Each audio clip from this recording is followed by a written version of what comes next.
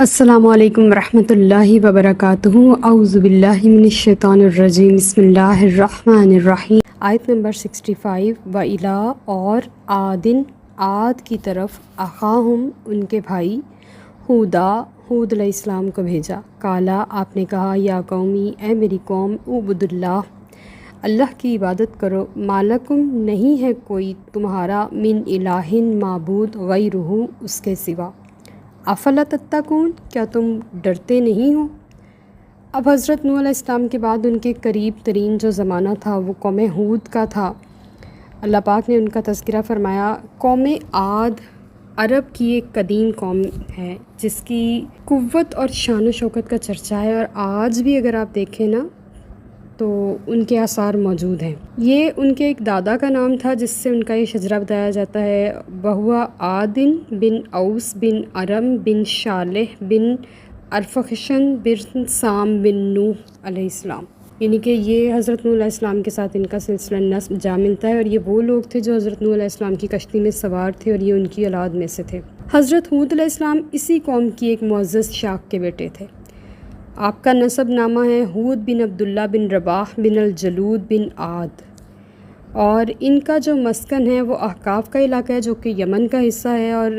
ان کا جو پائے تخت یعنی کہ ان کی حکومت جو ہے وہ حضرموت ہے۔ یہ علاقہ بڑا سرسبز و شاداب تھا، اور یہ قوم جو تھی اپنی وجاہت میں لاجواب تھی۔ دور دراز تک ارد گرد کا علاقہ ان کے انڈر تھا، لیکن بدقسمتی یہ تھی کہ یہ بھی شرک میں مبتلا تھے، اور ان کے شرک اتنے زیادہ تھے کہ ہر کام کا الگ خدا بنایا ہوا تھا۔ پھر اللہ پاک نے اس قوم کی ہدایت کے لیے حضرت ہود علیہ السلام کو انہی میں سے نبی بنا کر بھیجا۔ جب حضرت ہود علیہ السلام اللہ کے نبی بنے تو انہوں نے یہی پیغام دیا جو حضرت نوح علیہ السلام نے دیا تھا کہ اے میری قوم، اللہ کی عبادت کرو، اس کے سوا کوئی معبود نہیں، کیا تم اللہ سے نہیں ڈرتے؟ تو اللہ سے ڈرنا یہی ہے کہ بندہ اس کی مرضی کے بغیر کوئی کام نہیں کرے، ہر وقت اس کا خوف اور اس کی بارگاہ میں حاضری کی طلب اور تڑپ اس کے اندر ہونی چاہیے کہ وہ بار بار اپنے رب کی بارگاہ میں حاضر ہو۔ تو معبود اس کے سوا تو کوئی ہے ہی نہیں۔ قرآن پاک میں ثبوت موجود ہیں دلائل کے ساتھ کہ اللہ کے سوا کوئی عبادت کے لائق نہیں۔ آیت نمبر 66۔ قال الملأ کہنے لگے سردار، الذین کفروا جو کافر تھے، من قومہ آپ کی قوم میں سے، انا بے شک لنراک ہم تو یہ دیکھ رہے ہیں یا خیال کرتے ہیں، فی صفاحۃ کہ آپ نادان ہیں، نعوذ باللہ، وانا اور ہم لنظنک گمان کرتے ہیں آپ کو، من الکاذبین کے جھوٹوں میں سے۔ حضرت ہود علیہ السلام نے بڑے ہی پیار بھرے انداز سے ان کی ساری زندگی کی جو کمائی تھی جس کو وہ پوجا کے نام پہ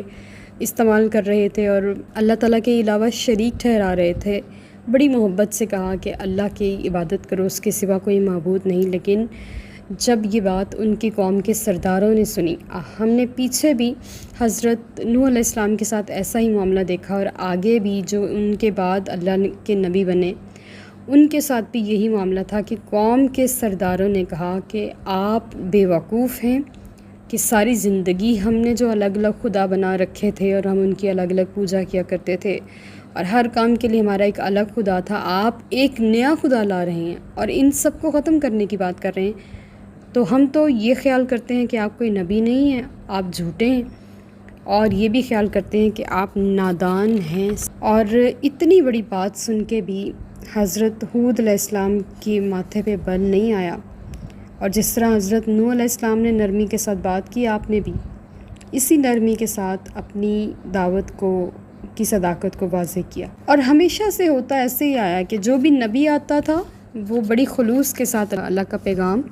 اپنی قوم تک پہنچاتا تھا، اور وہ بڑی محنت کے ساتھ لوگوں کو اسلام کی طرف دعوت دیتا تھا۔ کبھی اس نبی نے یا اس رسول نے اپنی قوم کے ساتھ، اپنے رب کے ساتھ خیانت نہیں کی تھی، چاہے اسے اس کا آؤٹ پٹ ملتا تھا یا نہیں، لوگ ایمان لاتے تھے یا نہیں، لیکن وہ نبی پرخلوص ہوا کرتے تھے۔ تبھی تو آج ہم جب درود و سلام پڑھتے ہیں تو سارے نبیوں پر پڑھتے ہیں، سارے رسولوں پر پڑھتے ہیں، اور نبی کریم صلی اللہ علیہ وآلہ وسلم پر پڑھتے ہیں، بلکہ قرآن پاک خود پڑھتا ہے، اللہ تعالیٰ خود سلام بھیجتا ہے کہ سبحان ربک رب العزت عما یصفون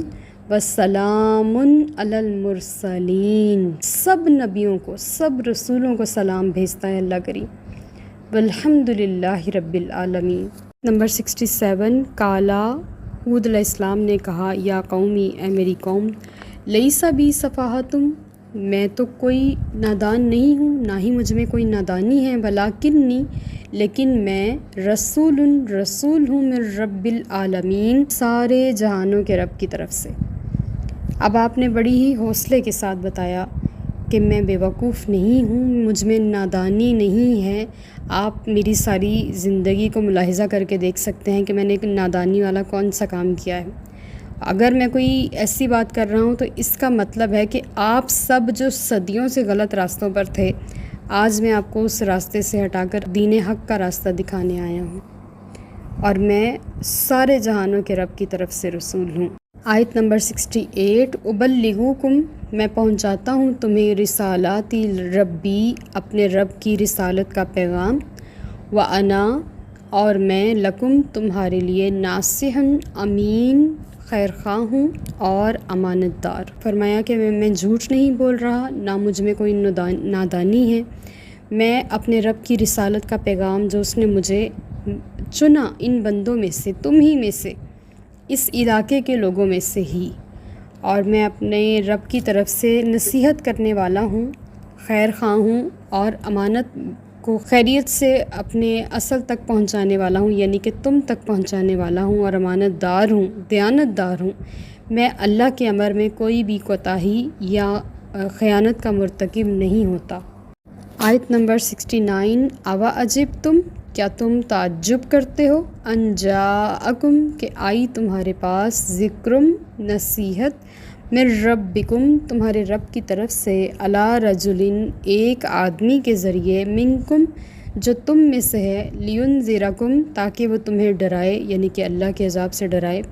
वज़कुरू, और याद करो, इस जालकुम, जब उसने तुम्हें बनाया, खुलफ़ा, जानशीन, मिन बादी, कौम नूह के बाद, वज़ादकुम, और बढ़ाया तुम्हें, फ़िल खल्क़ की, जिस्मानी लिहाज से, बस्ततन, कदो कामत में, फ़ज़कुरू, पस याद करो, आला अल्लाही, अल्लाह की नेमतों को। ये जो सूरह रहमान में बार बार रिपीट होने वाली आयत है ना, फ़बिअय्यि आलाई,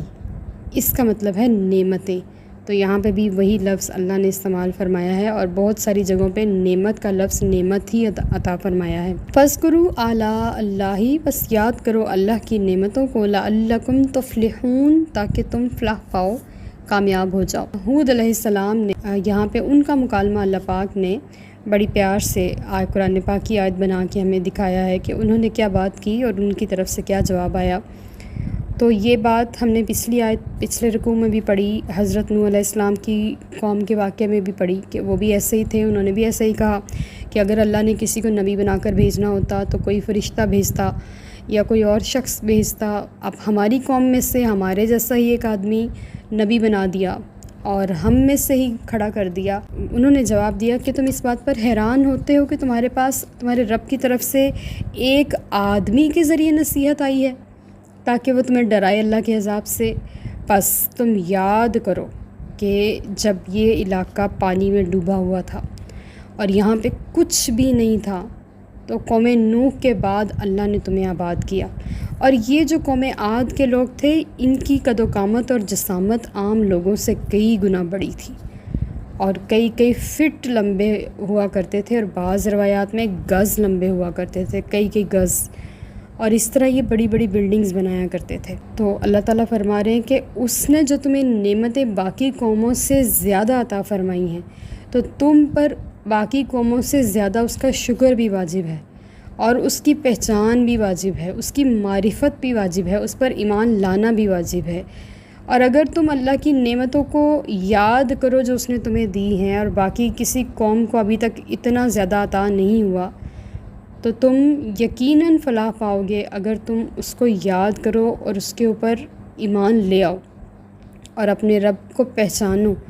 कि उसने कैसे तुम्हारी पर्दादारी की है, उसने कैसे तुम्हें नवाजा है। آیت نمبر 70 کالو وہ بولے اجئتنا کیا تم اس لیے آئے ہو ہمارے پاس لنعبد اللہ کہ ہم عبادت کریں اللہ کی وحدہ جو ایک ہے ونذرا اور چھوڑ دیں ما کانا یعبدو جن کی عبادت کیا کرتے تھے آباؤنا ہمارے باپ دادا فاتنا پس لے آؤ بما تعیدنا جس کا تو نے ہم سے وعدہ کیا ہے یا جس سے تم ہمیں ڈراتے ہو ان کنت من الصادقین اگر تم سچے ہو۔ اب یہ قوم عاد ہے جو حضرت ہود علیہ السلام سے مخاطب ہے اور کہہ رہی ہے کہ تم اس لیے ہمارے پاس آئے ہو کہ ہم سارے خداؤں کو چھوڑ کے، یعنی کہ وہ اللہ کے تو قائل تھے لیکن وہ اللہ کے ساتھ شریک ٹھہرایا کرتے تھے اور ان کے اپنے سب خدا تھے، اور وہ یہ کہتے تھے کہ جو ہمارے خدا ہیں وہ بھی اللہ کے ساتھ شریک ہیں۔ تو انہوں نے کہا کہ کیا ہم سارے اپنے خداؤں کو چھوڑ کے صرف ایک اللہ کی عبادت کریں، اور تم بار بار ہمیں اسی کی طرف بلاتے ہو اور اس کا حکم نہ ماننے پر اللہ کے عذاب کی دھمکی دیتے ہو، تو ٹھیک ہے وہ عذاب لے آؤ جس کا تم ہم سے وعدہ کرتے ہو۔ یہ ہمارے ساتھ شروع سے ہی ہوتا چلا آ رہا ہے، جو بھی کسی کو منع کرتا ہے وہ اس کے ساتھ یہی ملتے جلتے ان کے اقوال ہیں، ملتی جلتی ہی باتیں ہیں اور ایک جیسے ہی ان کے دل ہیں۔ قرآن پاک کی آیات اس بات کا ثبوت ہیں کہ سب ایک جیسے تھے اور سب پر ایک ہی جیسا تقریباً معاملہ پیش آیا، لیکن عذاب کی نوعیات جو تھی وہ سب کے ساتھ مختلف تھیں، اور ہٹ دھرمی میں اور بات مان لینے میں سب لوگ مختلف تھے۔ کچھ بہت سرکش تھے اور کچھ بہت ہی زیادہ نرم دل تھے اور ایمان لانے والے تھے۔ تو یہ چیز ضرور ہے کہ سب نے عذاب کا مطالبہ کیا، ایون کہ مکہ کے کافروں نے بھی نبی کریم صلی اللہ علیہ وآلہ وسلم سے عذاب کا مطالبہ کیا تھا۔ آیت نمبر 71 کالا فرمایا قد وقع واجب ہو گیا علیکم تم پر من ربکم تمہارے رب کی طرف سے رجسن عذاب وغضب اور غضب اتجادلوننی کیا تم مجھ سے جھگڑا کرتے ہو فی اسماء ان ناموں کے بارے میں سمیتموہا جو تم نے رکھ لیے انتم تم نے و آباؤکم اور تمہارے باپ دادا نے ما نزل اللہ نہیں اتارا اللہ نے بہا اس کے لیے من سلطان کوئی دلیل کوئی سند فانتظروا پس تم بھی انتظار کرو انی بے شک میں معکم تمہارے ساتھ من المنتظرین انتظار کرنے والوں میں ہوں۔ ہود علیہ السلام نے فرمایا کہ اگر تم خود عذاب مانگ رہے ہو تو سمجھ لو عذاب تم پر واجب ہو گیا، یعنی کہ اب ہر صورت تمہیں عذاب کا سامنا کرنا ہوگا اور وہ آ کر ہی رہے گا، اور عذاب اور غضب تمہارے رب کی طرف سے۔ یہاں پہ جو رجس کا لفظ ہے اس کا معنی ہے عذاب، لیکن بعض علماء نے فرمایا ہے کہ رجس کا معنی ہے دل کی سیاہی، اور جب بندہ ایک بار اللہ تعالیٰ کا انکار کرتا ہے، حق کا انکار کرتا ہے، سچی بات کا انکار کرتا ہے، تو اس کے دل کے آئینے پہ یہ جو سیاہی ہے جمتی چلی جاتی ہے، یہاں تک کہ اس کی تہیں بن جاتی ہیں اور اس کی فطری نورانیت اور صفائی کا ستیہ ناس کر دیتی ہیں۔ یہ رجس ہوتی ہے، جیسے نبی کریم صلی اللہ علیہ وآلہ وسلم کی حدیث مبارکہ ہے نا کہ بندہ ایک گناہ کرتا ہے تو اس کے دل پہ سیاہ نقطہ لگ جاتا ہے، جب وہ معافی مانگ لیتا ہے تو وہ سیاہ نقطہ مٹ جاتا ہے، لیکن جب بندہ گناہ کرتا ہے اور وہ سیاہ نقطہ لگتا ہے وہ پھر کرتا ہے اور اس پر توبہ نہیں کرتا تو وہ گناہ کا جو نقطہ ہے وہ بڑھتا بڑھتا دھبا بن جاتا ہے، اور یہاں تک کہ پورا دل سیاہ ہو جاتا ہے، پھر اس کو حرام اور حلال کی تمیز نہیں رہتی، یعنی کہ عقل سلیم اس سے سلب کر لی جاتی، چھین لی جاتی ہے اور اسے پتہ نہیں چلتا۔ تو رجس عذاب کو کہتے ہیں جو اللہ کی طرف سے آنا تھا، اور غضب حضرت حود علیہ السلام نے فرمایا کہ تم ان ناموں کے بارے میں جھگڑ رہے ہو جو تم نے خود ہی رکھ لیے ہیں، نہ تو اللہ نے اس کے بارے میں آسمان سے کوئی دلیل اتاری ہے، نہ اس نے کسی نبی کو یہ پیغام دے کر بھیجا ہے کہ اس کے ساتھ کوئی اور خدا بھی ہے، وہ اکیلا ہے۔ یہ صرف تمہارے باپ دادا کی نقش قدم کی پیروی ہے جس کے پیچھے تم دوڑتے چلے آ رہے ہو، اس میں کوئی بھی عقل مندی نہیں ہے۔ اب ان کے پاس جب کوئی ثبوت نہیں تھا نہ بات کرنے کا، ان کے پاس کوئی دلیل نہیں تھی حضرت ہود علیہ السلام کو ٹالنے کی، تو ایک حربہ صرف یہ تھا کہ ہم وہ کام کرتے رہیں گے جو ہمارے باپ دادا نے کیا۔ تو انہوں نے اس بات کا جواب اس انداز سے دیا کہ تمہارے باپ دادا جس کام کے پیچھے لگے ہیں چاہے وہ ٹھیک نہ بھی ہو تو کیا تم ساری زندگی اسی طریقے کی پیروی کرو گے؟ اپنی عقل سلیم استعمال نہیں کرو گے؟ اور پھر ہم اس آیت سے ہمارے لیے بھی جو سبق ہے وہ یہ ہے کہ اگر ہمارے پیرنٹس، ہمارے باپ دادا، ہمارے بزرگ، ہمارے اسلاف سیدھے راستے پر تھے تب ہمیں ضرور ان کی پیروی کرنی چاہیے، لیکن اگر وہ سیدھے راستے پر نہیں تھے تو ہمیں اپنی عقل سلیم استعمال کرتے ہوئے اس راستے کو ہر صورت چھوڑ دینا چاہیے اور اس راستے کی پیروی کرنی چاہیے جو دین حق کا سچا راستہ ہے، سیدھا راستہ ہے اور ایمان والوں کا راستہ ہے اور حق کا راستہ ہے۔ آیت نمبر 72 فَأَنجَيْنَاهُ، پس ہم نے انہیں نجات دی، وَالَّذِينَ، اور ان لوگوں کو، مَعَهُ، جو ان کے ساتھ تھے، بِرَحْمَةٍ مِّنَّا، اپنی جناب سے رحمت سے، وَقَطَعْنَا، اور ہم نے کاٹ دی، دَابِرَ الَّذِينَ، جڑ ان لوگوں کی، کذبوا، جنہوں نے جھٹلایا، بھی آیاتنا، ہماری آیتوں کو، وَمَا كَانُوا مُؤْمِنِينَ، اور نہ تھے وہ ایمان لانے والے۔ اب انہوں نے جب کہا کہ ہم انتظار کر رہے ہیں عذاب کا، تو حضرت ہود علیہ السلام نے کہا کہ ٹھیک ہے، آپ بھی انتظار کرو، میں بھی انتظار کرتا ہوں۔ اب جو ان کے بتوں کے نام تھے وہ سمود، صدا اور حبا تھے، تو یہی وہ نام تھے جن کا تذکرہ ہم نے پڑھا آیت میں کہ انہوں نے اپنے بتوں کے نام رکھ لیے جن کی کوئی دلیل نہیں تھی۔ اللہ پاک نے حضرت ہود علیہ السلام کو اور جو ان پر ایمان لانے والے تھے ان کو اپنی رحمت سے نجات دی اس عذاب سے جو ان پر آیا، اور اس قوم کی جڑ کاٹ دی جنہوں نے اللہ کی آیتوں کو جھٹلایا اور وہ مومن نہیں تھے۔ ان پر عذاب کے آنے کی صورت کیا تھی اور وہ مہلک عذاب کیا تھا؟ حضرت ہود علیہ السلام کی قوم بہت لمبی تھی، یعنی کہ اگر وہ کسی درخت کے ساتھ لپٹتے تھے تو ان کے جو بازو تھے درخت کی جڑوں کو جا کے لگتے تھے، اتنے لمبے لمبے وہ لوگ ہوا کرتے تھے، اور وہ کئی فٹ، کئی ہاتھ لمبے ان کے جو جسامت تھی وہ ہوتی تھی۔ تو جب ان پر عذاب آیا تو عذاب کی صورت تھی وہ یہ تھی کہ ان پر قحط آ گیا، اتنا زیادہ قحط آ گیا کہ یہ لوگ حلال ختم ہو گیا دنیا سے اور یہ حرام کھانے کے لیے راضی ہو گئے، اور انہوں نے کتے بلیاں تک کھانا شروع کر دی، یہاں تک کہ انہوں نے ایک وفد اللہ تعالیٰ کے گھر یعنی کہ بیت اللہ میں بھیجا کہ اللہ تعالیٰ آسمان سے بارش برسائے تاکہ ہم کھا پی سکیں۔ اب جب وہ وہاں پہ گیا تو ادھر سے اللہ پاک نے ان کو 3 بادل دکھائے، ایک سرخ رنگ کا، ایک سفید رنگ کا اور ایک سیاہ رنگ کا، اور ان سے کہا گیا کہ ان میں سے ایک بادل سلیکٹ کر لیں تو پھر آپ پر وہ والی بارش برسا دی جائے گی۔ اب وہ تو یہ نہیں جانتے تھے کہ یہ ہمارے لیے عذاب کی صورت بن رہی ہے، قحط کی صورت میں تو ان پر عذاب آ ہی چکا تھا، اگر وہ چاہتے تو توبہ کر لیتے، ایمان لے آتے، لیکن انہوں نے توبہ کرنے کے بجائے بادل مانگا۔ انہوں نے اللہ تعالیٰ سے کہا کہ ہمیں سیاہ رنگ کا بادل چاہیے، اور وہ وقت جو تھا وہ خوشی خوشی واپس آ گیا،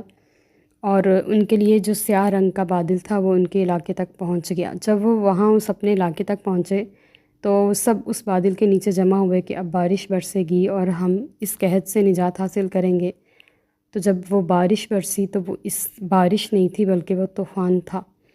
اور وہ اتنے دراز قد کے اور اتنے لمبے چوڑے وجود کے لوگ اس طرح سے ہواؤں میں اڑ رہے تھے جیسے کوئی ٹڈیاں ہوتی ہیں۔ اللہ پاک نے ان کو توڑ مروڑ کے رکھ دیا تھا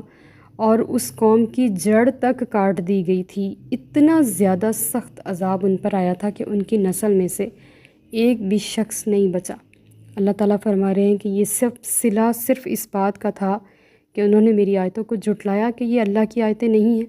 اور انہوں نے ایمان لانے سے انکار کیا۔ ربنا لا تجعلنا منہم وما علینا الا البلاغ المبین۔ Like, subscribe and share.